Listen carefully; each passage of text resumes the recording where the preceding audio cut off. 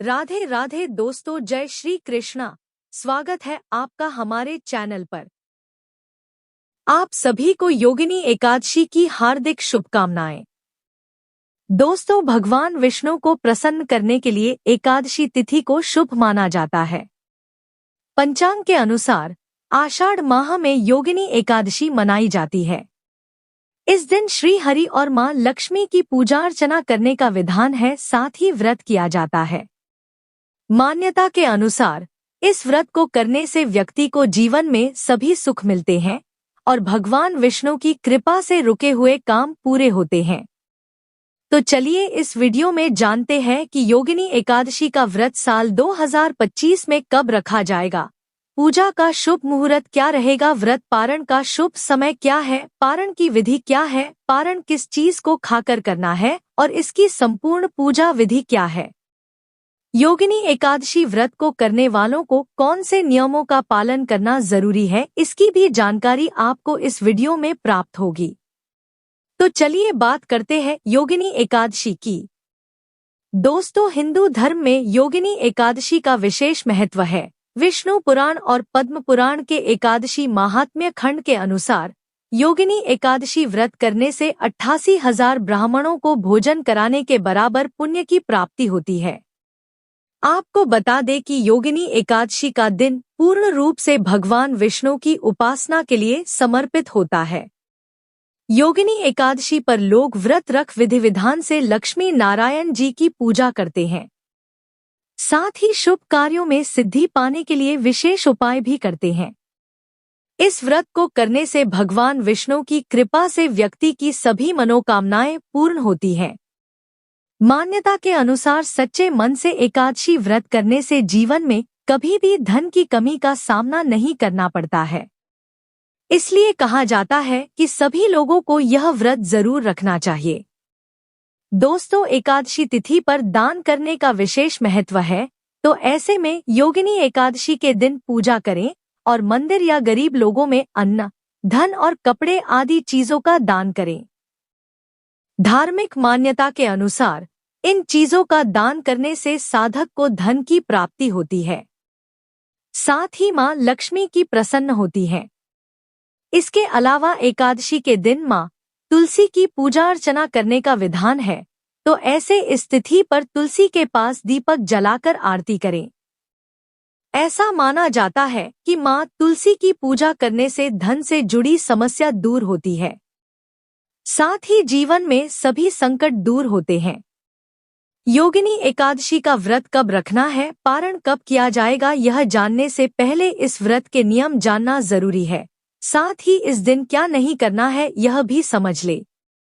दोस्तों, योगिनी एकादशी के दिन कुछ कार्य हैं जिन्हें गलती से भी नहीं करना चाहिए।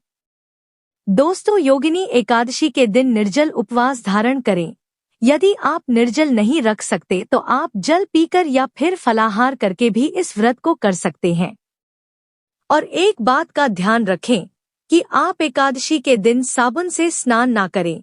इसके अलावा एकादशी के दिन गलती से भी घर में चावल का सेवन नहीं होना चाहिए।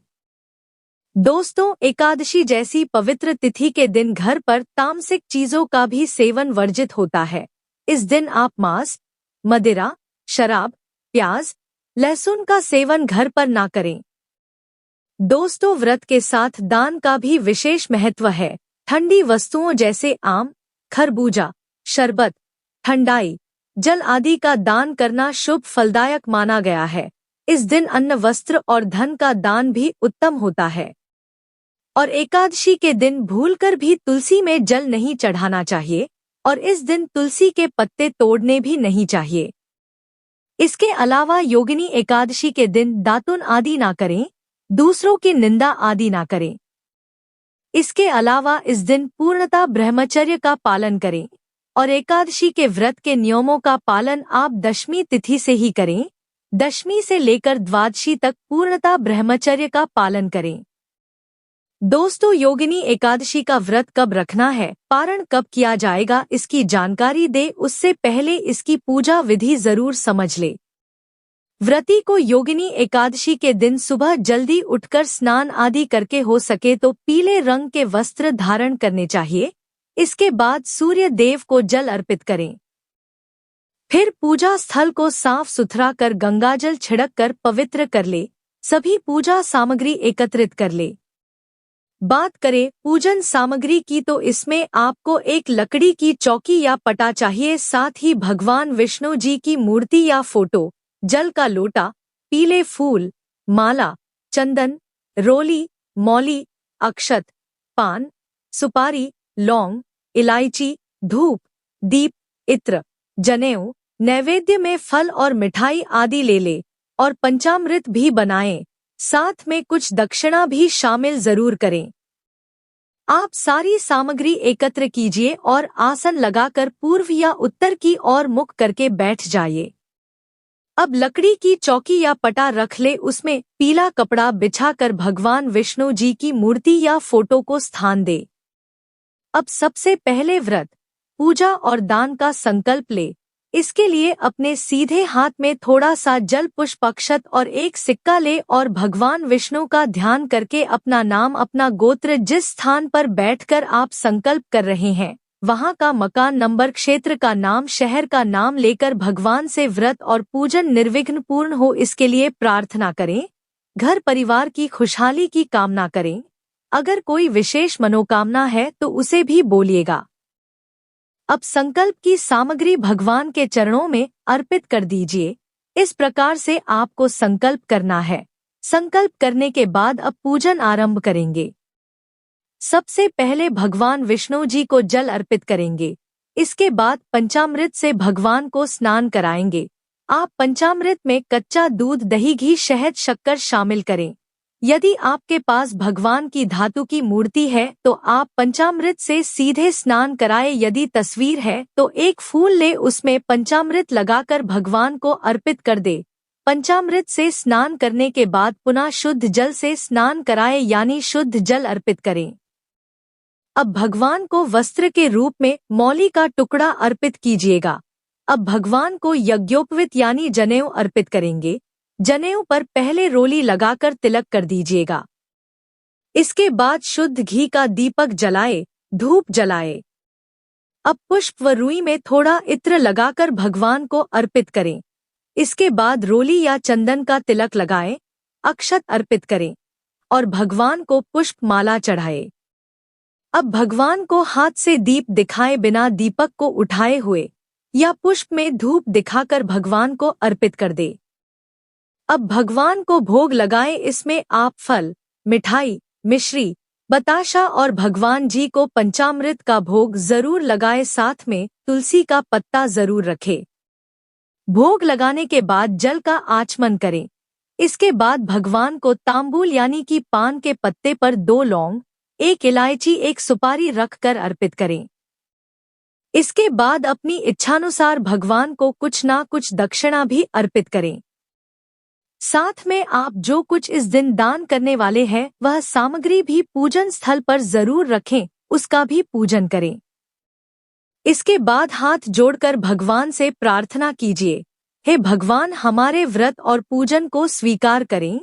पूजा में कोई चूक हो तो क्षमा करें। अपने मन की इच्छा को भी बोले। इसके बाद योगिनी एकादशी की कथा पढ़े या सुने। अब आप भगवान की आरती करके विधिवत पूजा को संपन्न करें। इसके बाद शाम को भी भगवान की पूजा आरती भोग जरूर करें। फिर रात्रि में जागरण करके श्री हरि के नाम का भजन करना चाहिए। फिर व्रत के अगले दिन यानी द्वादशी के दिन प्रातःकाल जल्दी उठकर पुनः स्नान आदि करके भगवान विष्णु की विधिवत पूजा करें। इसके बाद किसी जरूरतमंद को या ब्राह्मण को भोजन कराकर दान दक्षिणा देने के बाद ही शुभ मुहूर्त में व्रत का पारण करना चाहिए। पारण के लिए आप श्री हरि का ध्यान करते हुए प्रसाद या तुलसी पत्र खाकर व्रत का पारण करें और फिर सात्विक भोजन ग्रहण करें। चलिए अब योगिनी एकादशी के दिन भगवान विष्णु को प्रसन्न करने के खास उपाय जान ले।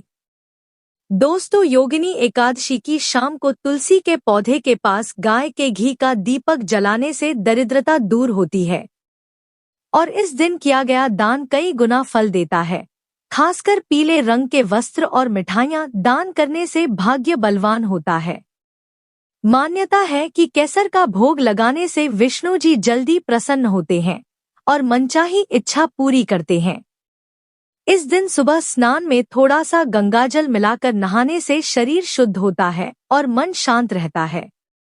और इस दिन ओम विष्णवे नमः मंत्र का कम से कम 108 बार जाप करें। इससे आपको विष्णु जी की कृपा मिलती है। चलिए अब जानते हैं कि साल 2025 में योगिनी एकादशी का व्रत कब रखा जाएगा और पूजा का शुभ मुहूर्त क्या रहेगा। व्रत पारण करने का सही समय क्या है? तो आपको बता दें कि आषाढ़ माह के कृष्ण पक्ष की एकादशी तिथि की शुरुआत 21 जून 2025 की सुबह 7:18 पर हो रही है और एकादशी तिथि की समाप्ति 22 जून 2025 की सुबह 4:27 पर होगी। तो उद्या तिथि के अनुसार योगिनी एकादशी का व्रत 21 जून 2025 दिन शनिवार को रखा जाएगा। और बात करें पूजा के शुभ मुहूर्त की, तो इस दिन पूजा का शुभ मुहूर्त सुबह 7:09 से लेकर सुबह 8:53 तक रहेगा और योगिनी एकादशी व्रत का पारण 22 जून 2025 को दोपहर 1:47 से लेकर शाम 4:35 के बीच किया जाएगा। पारण तिथि के दिन हरिवासर समाप्त होने का समय 22 जून 2025 की सुबह 9:41 पर होगा।